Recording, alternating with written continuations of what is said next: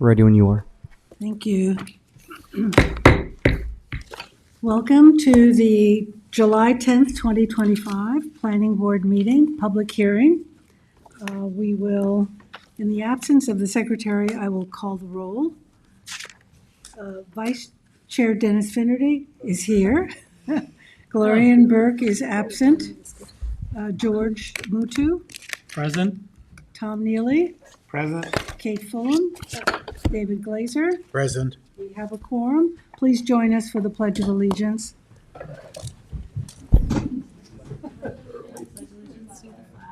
United States of America, and to the republic for which it stands, one nation, under God, indivisible, with liberty and justice for all. Thank you. Just some security procedures that in case of an emergency, there are two doors in the rear of this room, go down the stairs and out the front door. Thank you.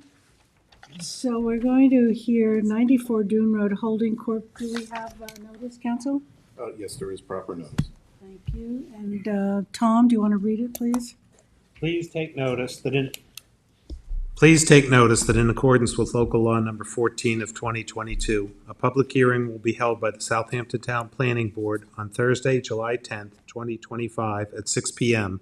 at Town Hall, 116 Hampton Road, Southampton, and via video conferencing for the notice of completion of a draft environmental impact statement and a notice of secra hearing in connection with the site plan application entitled 94 Dune Road, aka Dockers.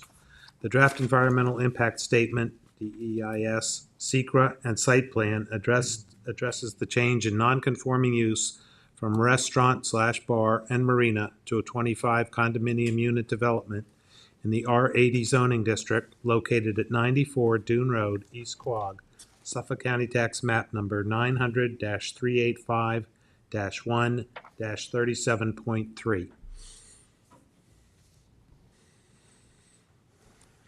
Do we have someone representing Dockers? Yes, please.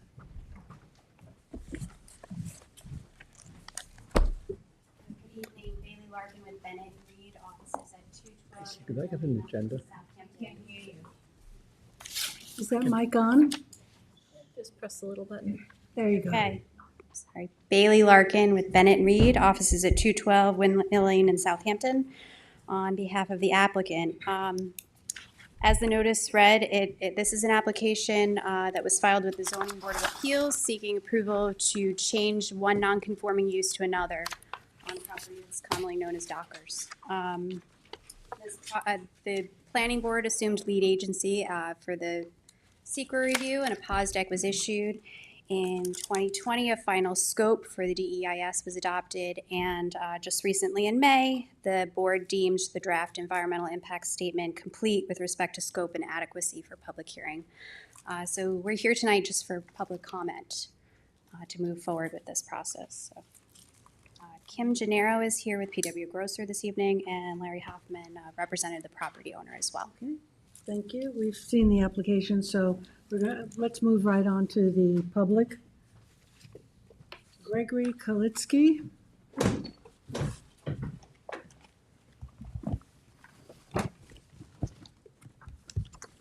Good evening. My name is Gregory Kalnitsky, Kalnitsky. I'm with Fricelli Deegan Tirana, 333 Earl Ovington Boulevard, Uniondale, New York. Good evening, everyone. I represent John Katzimatidis, who owns property within the radius of the project, directly across the street on Dune Road. I come to you today to request an adjournment of today's proceedings because we did not know about this hearing until about 2 weeks ago. If the board does not grant the adjournment, at minimum, we ask that you keep the hearing record open and adjourn the hearing so that we can be heard after our engineers have had a chance to thoroughly review and comment on the voluminous submission submitted by the applicant. If that doesn't occur, I would submit to you that my client would be greatly prejudiced. I'll quote from a case to provide some context about the purpose of these proceedings. An EIS is meant to be more than a mere disclosure device. Its purpose is, inter alia, to inform the public and other public agencies as early as possible about proposed actions that may significantly affect the quality of the environment, and to solicit comments which will assist the agency in the decision-making process in determining the environmental consequences of the proposed action. That's Holmes v. Brookhaven Town Planning Board, 137, Appellate Division 2nd, page 601. That's all we're asking to do, is to have a meaningful opportunity to provide good and thorough comments about the DEIS submitted by the applicant. So we retained Sterling Engineering to assist us with review of the DEIS, and the 2 weeks that we've had with the DEIS is wholly insufficient for us to review and provide comments to the board. Hence the prejudice if we don't get an adjournment. There's some notice issues here that I wanted to go over with. First, as a preliminary matter, 6 NYCRR Part 16.12, entitled Document Preparation, Filing, Publication, and Distribution, provides notice requirements for the SECRA process. Subsection B14 of that statute provides that a Type 1 negative declaration, condition negative declaration, positive declaration, notice of completion of an EIS, the EIS itself, the notice of hearing, and the findings must be filed with any person who requested a copy. That person would be me. I foiled the DEIS that the applicant submitted back on November 13th, 2024, and I have asked the town repeatedly for status updates on the DEIS. I then have correspondence shortly after making the FOIL request from the town stating that it's too large to scan or copy and that it would be uploaded to the town's website several days from November 13th. I patiently waited and followed up in early February, again requesting the DEIS, as I did not see that it was uploaded to the town's website. I was then told that because it had not been deemed adequate for public review, that it will not be posted, and I would have to physically come to Town Hall and would only be able to look at it in Town Hall. As you know, my office is in Uniondale, so I figured that it would be best to wait until the board deemed it adequate for public review. From there, I heard nothing and followed up. The latest time was late May, again requesting the DEIS, the status of the town's review, and whether I can have a copy, but I didn't receive any response. Then, by chance, I found out about the hearing through a partner at my law firm who happened to speak to someone from the town just 2 weeks ago. So I would submit that failing to provide the DEIS to me, a person who has requested a copy, violates the notice provisions of SECRA. In addition to the aforementioned notice issue, 6 NYCRR Part 617.12 sub C sub 1 provides, amongst other things, that completion of an EIS must be published on the DEC's Environmental Notice Bulletin. The DEIS was not published on the Environmental Notice Bulletin per the requirements of that law. We checked it earlier today. There was other filings from the town, but nothing about 94 Dune Road. In addition, I regularly checked the planning board's website to see if the DEIS was posted and to see when the hearing for the DEIS would be scheduled. While there are other DEISs published on the website, there was no, and there still is no, link to the DEIS that is posted on the planning board website. While the DEIS is available somewhere on the town's website, it's buried. A link to it is not made available in any place that I can discern. The only way I was able to find it was Googling 94 Dune Road EIS, at which point it came up on the town's website. After we got the EIS, I immediately forwarded it to Sterling Engineering, and they drafted a letter to this board, and I drafted a letter to this board requesting that this hearing be adjourned. We received a letter from Mr. Bennett indicating that he intended to proceed today, and we responded to that letter by once again requesting that the board adjourn this matter, or at the very least, leave the hearing record open and adjourn the hearing so that we could provide meaningful commentary. So in the last 2 weeks, we've tried to do as much work as possible, and our engineers were able to conduct a preliminary review. However, their review is far from complete, and I would have liked for our engineers to be present to directly address the board, but our lead engineer was not available on such short notice. I'd like to submit to the board a letter with our engineers' preliminary findings to, amongst other things, emphasize that we're serious about providing extensive commentary on the DEIS. We've already identified multiple serious deficiencies and are confident we can come up with more. So I'm going to hand up our engineer's letter, and I'll provide a copy to council as well. Thank you.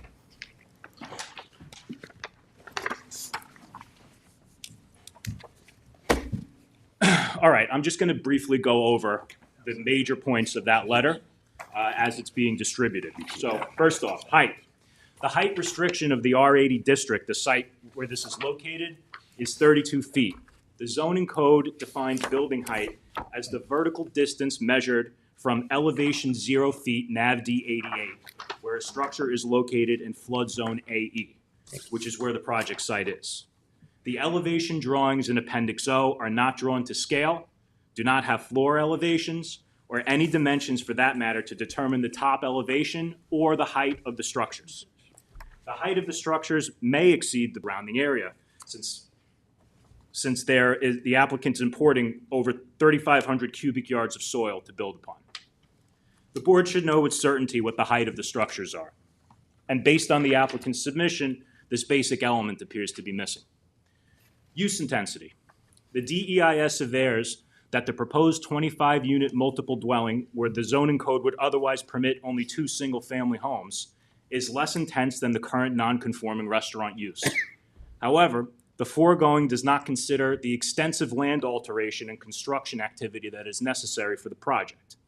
The DEIS also fails to state that the vast majority of land area on the site is dirt and gravel areas for parking, with only a small developed area next to the water for active use. The current site follows the existing topography. The proposed use of the site will not. The applicant is also proposing much larger structures than that which currently exist at the site. The impact of those larger structures must be evaluated and considered. In addition, the site will require intensive construction, including driving foundation piles, importing 3,554.51 cubic yards of soil fill, and installing stormwater and wastewater infrastructure in an environmentally sensitive area that will require continuous operation and maintenance. None of that exists on the site now. Noise. The DEIS does not adequately evaluate the short-term impacts from construction noise. The geotechnical report in Appendix F of the DEIS recommends that all structures and the pool be on driven timber piles with a minimum depth of 32 to 42 feet. Driving the piles is obviously going to make a tremendous amount of noise and vibration. But the DEIS fails to provide an estimated number of piles, fails to provide the duration of the pile installation, and fails to provide an evaluation of off-site impacts while driving those piles. In addition to driving piles, the geotechnical report recommends compacting the soil that they will be bringing in. As touched on previously, it's over 3,500 cubic yards of fill that's going to be imported to raise the elevation of the entire property. The DEIS fails to evaluate off-site noise and vibration impacts associated with use of vibratory compaction equipment during the placement of the soil, despite the DEC program policy entitled Assessing and Mitigating Noise Impacts, which provides a method to undertake noise evaluation and assess the related impacts. That program policy is not followed or considered in the DEIS. Traffic. The DEIS fails to adequately evaluate the impact of construction traffic. The DEIS states that imported soil will be delivered in 30 cubic yard truckloads, which our engineers indicate is the stuff of fantasy. That's because a cubic yard of soil weighs 1.3 to 1.5 tons, which would make a 30 cubic yard truckload 78,000 to 90,000 pounds exclusive of the weight of the truck. So it's actually going to be more than that. Can the roads and bridges leading to the site handle that? We don't know, because the DEIS does not assess truck routes to the project site, along with any load-restricted roadways and bridges. Furthermore, the DEIS states that the soil trucks will be uniformly distributed over a 100-day soil movement period. But the DEIS, as well as the construction schedule, do not have sufficient detail to determine if the 100-day soil movement period is realistic. The construction schedule, included as an appendix to the DEIS, does not have a task or a duration for an activity described as soil movement. Groundwater. The DEIS concedes that the proposed development will not achieve the required separation to groundwater for standard stormwater infiltration practices. As a result, the geotechnical report in Appendix F recommends a design groundwater elevation of plus 2.1 and a 30-year future design groundwater elevation of plus 3.6. While those recommended elevations are included in the DEIS text, the development plans in Appendix D continue to use outdated groundwater elevation data from 2016. That needs to be updated. Sheet C-301 of the development plans indicate that stormwater infiltration galleys will extend below the high groundwater elevation and will not maintain the required separation distance from the groundwater. Insufficient information is provided related to the bottom depths of the wastewater leaching galley to assess separation to groundwater. That should absolutely be evaluated because that could impact one of the positives of the project that they are touting in the form of replacing the existing sewage system with an STP. The potential for groundwater mounding at the wastewater leaching galley should be evaluated in accordance with New York State DEC design standards for intermediate-sized wastewater treatment systems. It is currently not evaluated in that manner in the DEIS. Dewatering. The DEIS says dewatering may be required, but our engineers indicate that dewatering is a certainty as utility infrastructure will be installed below the design groundwater elevation. This should be adequately evaluated at minimum to assess the impacts from water withdrawal and discharge associated with dewatering in such an environmentally sensitive area flat in the middle of the wetlands. Stormwater. The DEIS says that stormwater systems will capture and infiltrate runoff from a 3-inch, 24-hour storm event.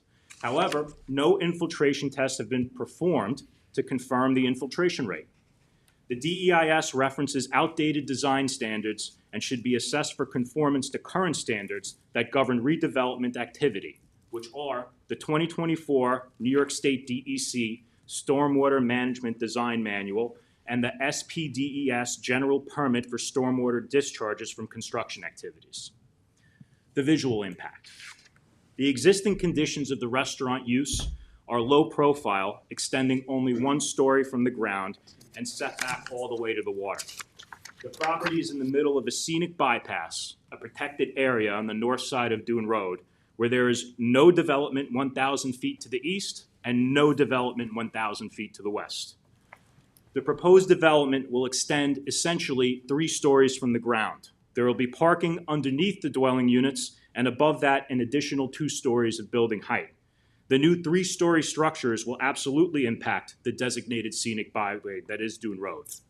While the DEIS acknowledges that the development will alter the viewshed, the DEIS fails to adequately evaluate the potential visual impacts of the project. That is, they only focus on immediately adjacent views from Dune Road, the designated scenic byway. But the final scope adopted by this board requires a visual assessment and rendering from all directions, which has not been provided. An inventory of aesthetic resources in proximity to the project should be included to evaluate the visual impact of the proposed development. As an example, the Quag Boardwalk is within 1 mile of the proposed action and extends north of Dune Road. The proposed 25-unit condominium may negatively impact what is currently an unobstructed open view of space and tidal wetlands. Remember that the existing use is only 1 story from the ground, while the proposed project is in effect 3 stories off the ground.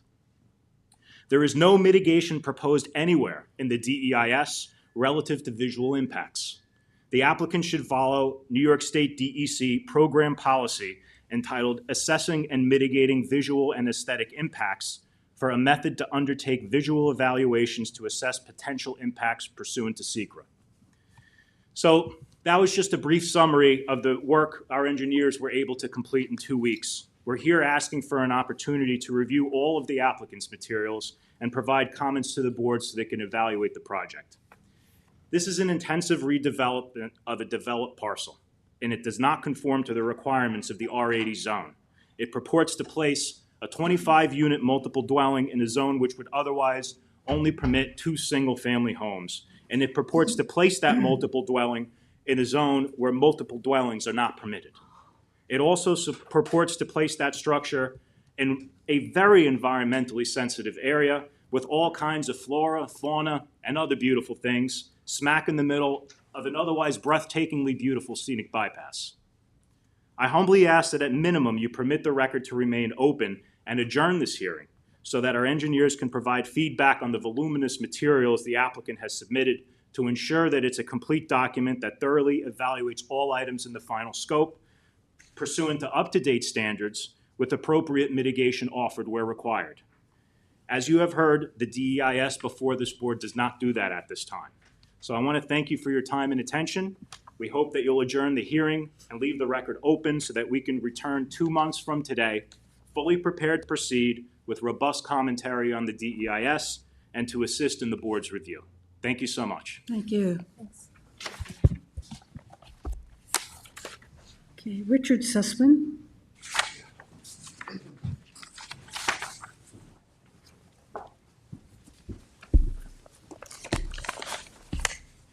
Hi, everyone. I'm Richard Sussman. I'm the president of Round Dune, the co-op directly across the street from Dockers. And while I certainly can't speak to the detail you just heard, I can speak to the fact that we've had very little time to review what has been given. We only learned about it as well, I think less than 2 weeks ago.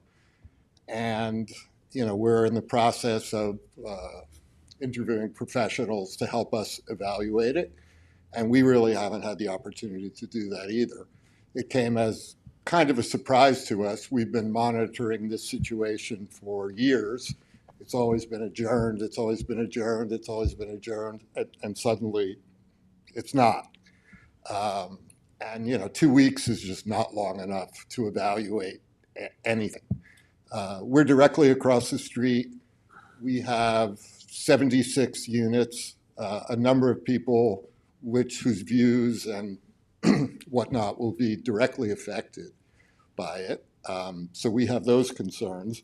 And we also have, you know, all the environmental concerns that the gentleman before me expressed, though I can't do it as eloquently or quote legal provisions. So I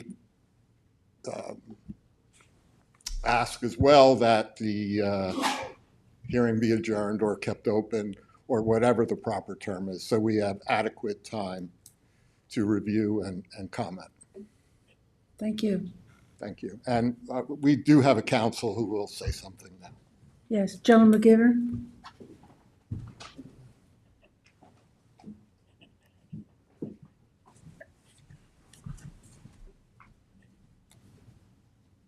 Good evening. I'm Joan McGivern from Toomey Latham, and we represent Round Dune. I can't do the detail that Mr. Kalnitsky did, but there are a couple things that are of concern to Round Dune that we want to emphasize, besides the fact it's directly across the street.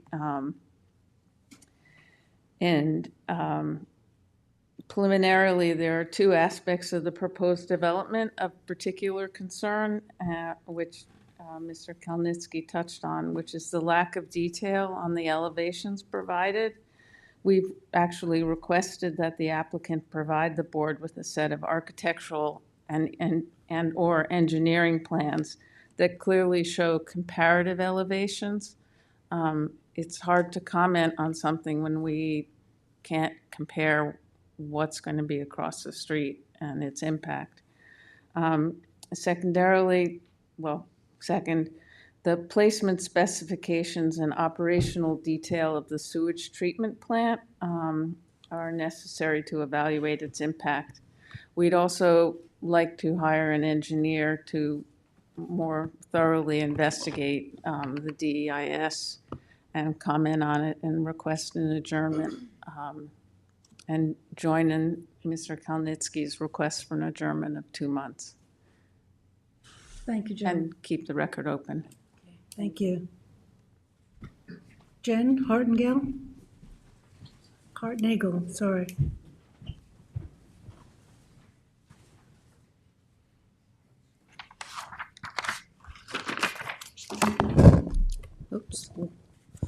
Hi, good evening. My name is Jen Hartnagel. I'm here representing Group for the East End. The group had previously made its scoping comments, and we reviewed the DEIS. I have a brief statement I'd like to read and share some additional details about what we found. I think it's worth repeating that the subject property is located in one of Southampton's most ecologically sensitive areas. It's located in a New York State Department of State significant coastal fish and wildlife habitat. It's bordered on both sides by preserved land. It's in a number of significant flood zones. It's subject to sea level rise. The site area contains DEC mapped seagrass beds, and Dune Road, as you know, is listed as a significant scenic area and roadway. So as such, I would like to make the broad point that there are alternative ways of reviewing development at this site than how it was presented in the DEIS. And although the town code may permit a change in a pre-existing non-conforming use to another non-conforming use, it does not mean that this development should be approved as proposed. And the secret process is intended to examine a wide range of alternatives that mitigate environmental impact and arrive at an alternative that provides the most practical mitigation. To phrase it differently, when you read the DEIS, although the proposed action may provide some environmental benefits, for instance, in mention revegetating the site, reducing nitrogen, as compared to what's presently operating on the site, it doesn't mean that's the best solution for this particular property, and far from it. After all, you've heard tonight that the underlying zoning would permit one single-family home. And I would like to call your attention to page 164 of the DEIS, which outlines a chart of the comparison of the proposed use compared to what the underlying zoning permits. Clearly, the impacts from a single-family home compared to the proposed development is considerably, significantly less. In short, whatever mistakes have been made in decades past in terms of constructing in this environmentally sensitive area on Dune Road, to place more development, dense development, and put people living in harm's way, given the climate change impacts, is just absurd.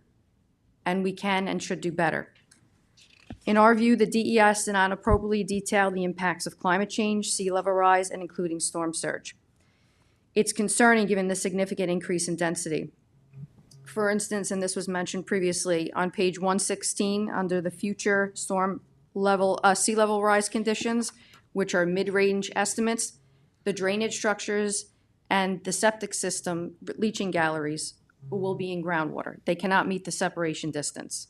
And the DEIS did not provide any information as to what happens when these structures fail and what impacts this would have on the water resources. The DES also did not describe how the potential discharge of sewage into the bay may occur during major storm events. Again, the site is prone to category 1, 2, 3, 4 storm events.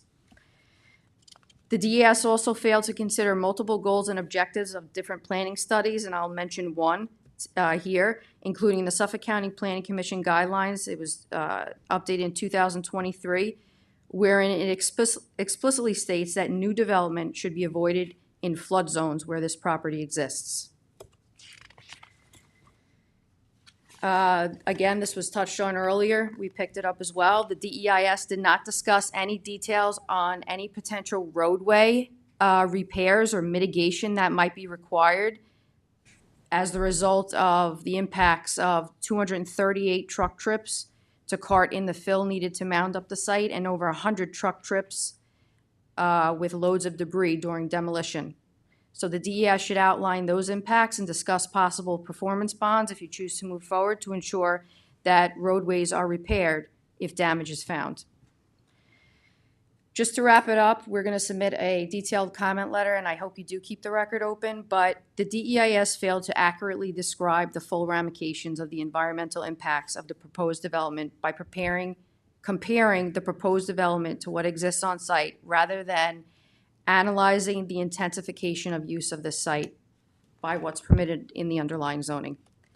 Clearly, the site is constrained. It requires multiple variances for construction. constructing 25 units with a pool and a sewage treatment plant that needs to be mounded up and will all be subject to climate change, sea level rise, and storm surge, requires added scrutiny and serious consideration of alternatives that mitigates these impacts. Group for the East End fully supports Alternative 2 and Alternative 4, which is the as-of-right construction of a single-family home and the preservation option.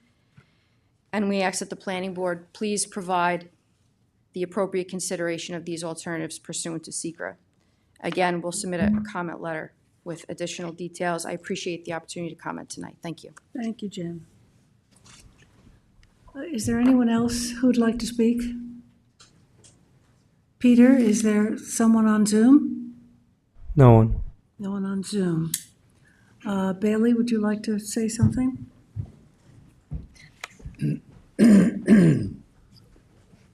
60, absolutely. I believe the objections had asked for some time to review, and the applicant would be willing to obviously allow them additional time. I understand that they have had only approximately 2 weeks to review what was submitted.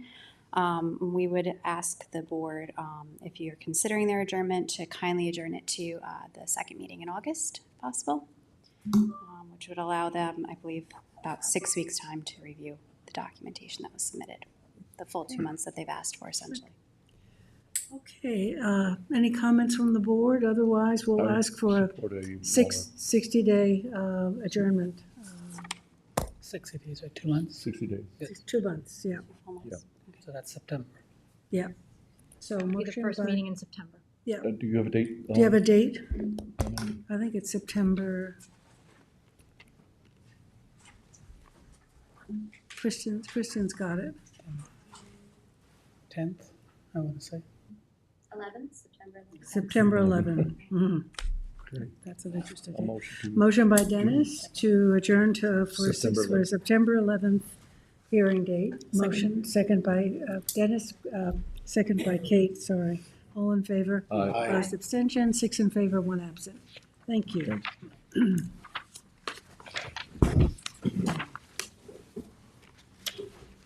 Okay, now, number 2, Bay water, seawater, and well water is off the agenda because of insufficient notice.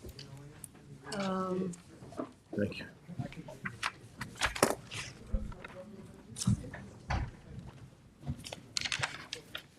I've received an affidavit of posting, which appears to be correct. However, the certified mail receipts are dated July 2nd. I know the town code, section 292-9A, subsection 4, requires 10 days. So it appears that the mailing notices are insufficient. Insufficient. Yeah, Madam Chairman, could, if possible, can you pick another date and I will mail out another package Yeah. with notice? What other date can we pick?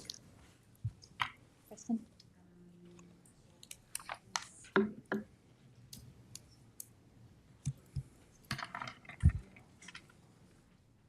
we have sufficient time to do the mailings for them? It would have to be August 4th. They have to go out, but they have to go in the paper too, so. I think that would be better, don't you? August 28th. Is August 28th good for you? 28th is fine. Okay. And one other comment, not to get into the merits of the case, but I'm not sure if the notice that you have in this agenda is correct. What I'm doing is we're Well, no, we're not going to get into it. You mean this description? yeah, the description doesn't appear to be correct. We'll get it correct. We'll double check it. Review this project description. You can discuss it with, Okay. yeah, okay, good. I'll call in the morning then, if that's okay. Yeah, Thank you. thank you. Okay, Jane Frith, do we have notice, counsel? We do. Okay, Notice is fine. and George, read it into the record, please. Please take notice that in accordance with local law 14 of 2022, a public hearing will be held by the Southampton Town Planning Board on Thursday, July 10th, 2025 at 6 p.m.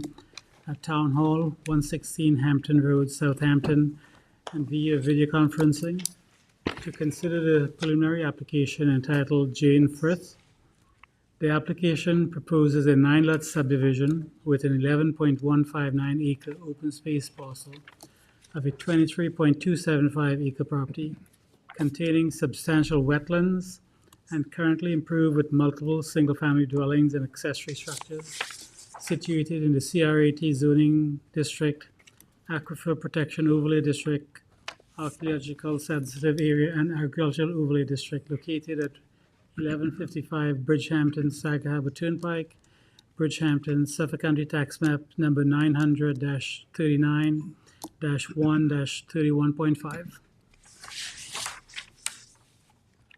I think he did it all. I'm kidding. Jim Walker from InterScience. Kieran Murphy's here from Burke and Sullivan, and Jane Frith is right next to her. This is a project that's been around for a considerable length of time, during which time the town got an easel. So I didn't have to bring my easel up. Thank Kristen for that. This set of plans have been presented several times, even been out in the rain a little bit, so you can see that they're a little wrinkled. The important parts, and I'm going to come over here, stop me if I'm not loud enough. 2 CPF lots. These lots are in the back, are going to be purchased by the town. There are 2 affordable housing lots. Those lots are going to have the development rights moved off the property. So the only thing that you're going to see is the 3 houses that are there and 2 market lots for Jane Frith and her family. This project has been extensively reviewed by New York State DEC. It's been extensively reviewed by the current planning division. Anthony's not here tonight, but all the things that we've worked on over the years are incorporated. Important part of the process is to note that Jane Frith has to restore portions of the property that are already residentially developed and convert them to natural permanent buffers to protect the tiger salamanders that are hypothetically present in the ponds. This is important because without meeting all the New York State DEC directives for the 535 feet from the wetlands present on site, we can't go forward with the project. We have a New York State DEC letter of non-jurisdiction, and I took the set of plans to Kevin Jennings at New York State DEC and worked out all the implications. The implications that are important for the planning board and for the public are the CPF lots are a net positive for the tiger salamander. So that helps with the DEC review of the project.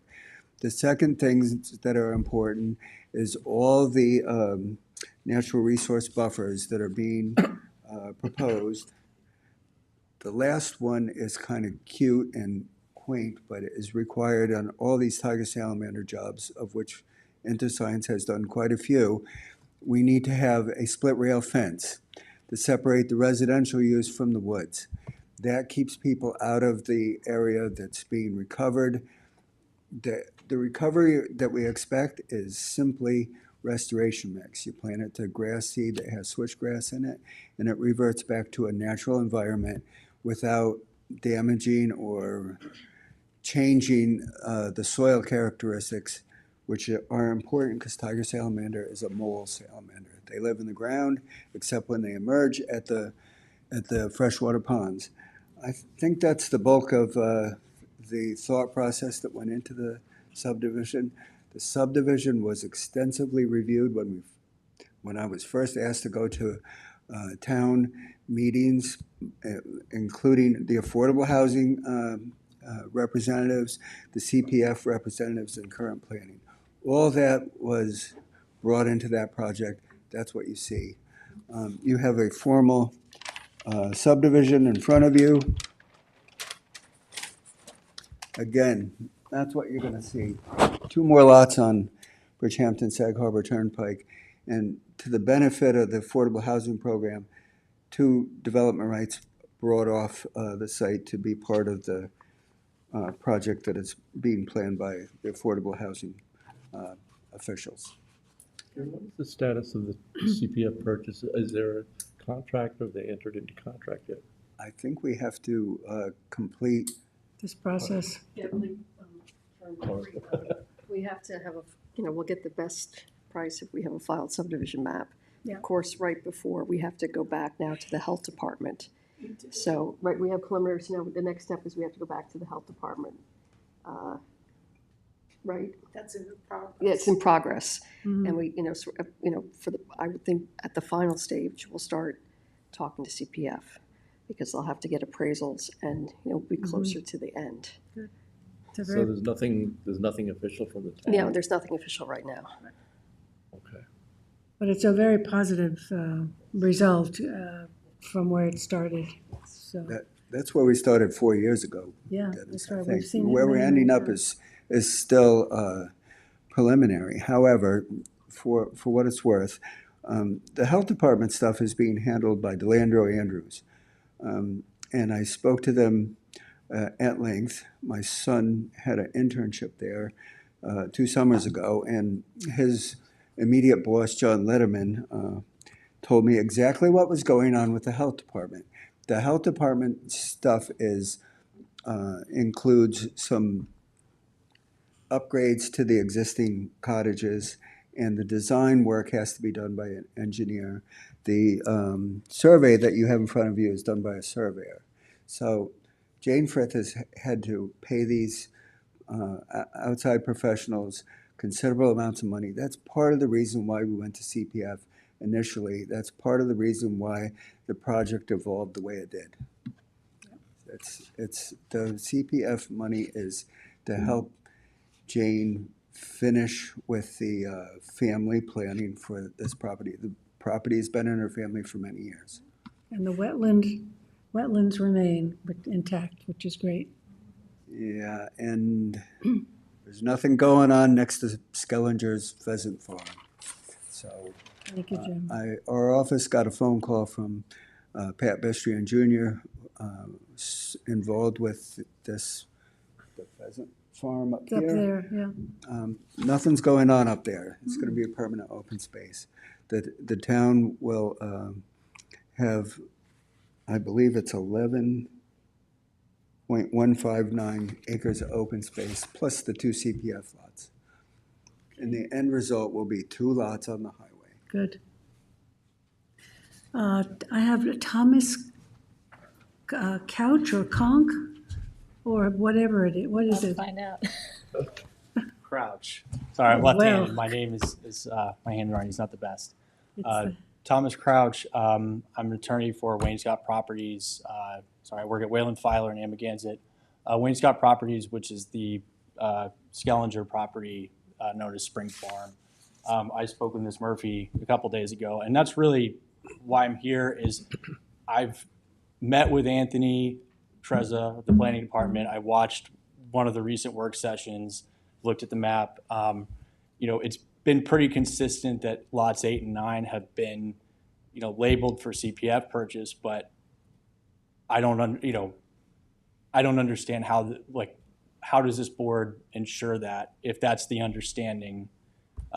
Because we are currently about to close on a CPF purchase with basically, to back up, we have a conservation easement that encumbers the Spring Farm property that limits the uses to a hunting preserve, which is what it is now, equestrian-related activities, agriculture, and operation of commercial farm stand.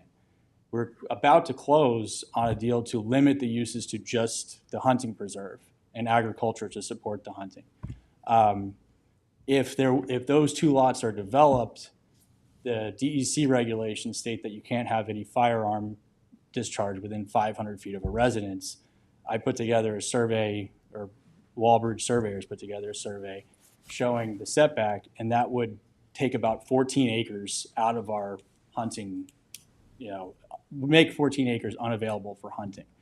So I respect that they want to, I think my client would be perfectly fine with the subdivision going forward and being purchased by CPF, but our concern is how does this board make that happen, because I asked Ms. Murphy, she told me what she told you tonight, that the town hasn't had any communication with them as far as CPF office. I've been in touch with Dan McCormick and Jackie Fenlon from the CPF office about our purchase, and I've asked them if they've had any discussions, and I believe they can't share with me, but they haven't in any case shared with me, whether or not they've had any discussions about purchasing these lots. And so we're very concerned. I don't know how I can advise my client to close on his, enhanced easement, amended easement, if this is out there as a possibility that these lots get developed. So I respect that they want to,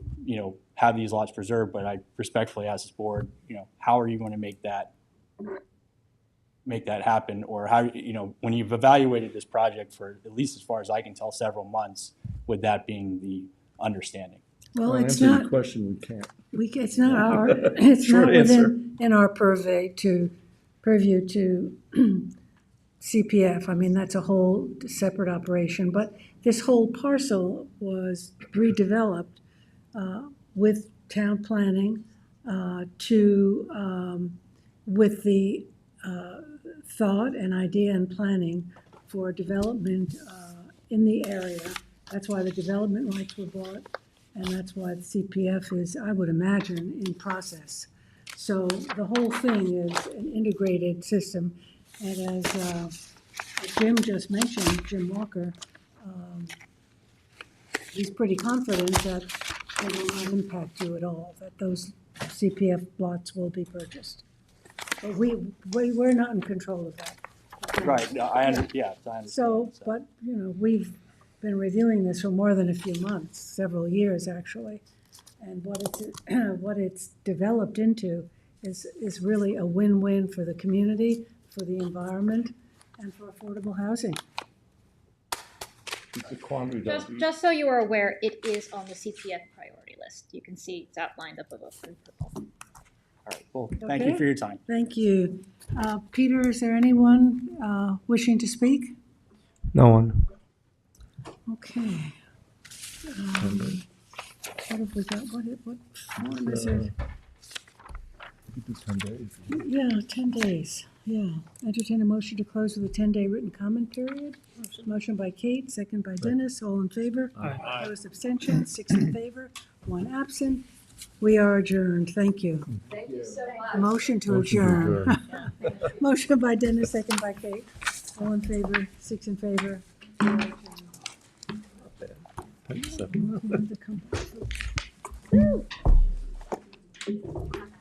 Not too bad. Nope. Shockingly